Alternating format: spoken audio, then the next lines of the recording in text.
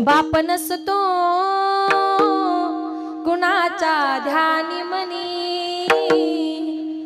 बाप माझा वेदनांचा धनी। बाप नसतो कुणाच्या ध्यानी मनी, बाप माझा वेदनांचा धनी।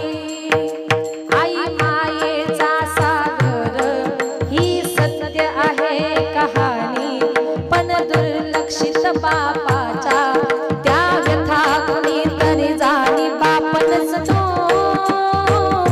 कुणाच्या ध्यानी मनी, बाप माझा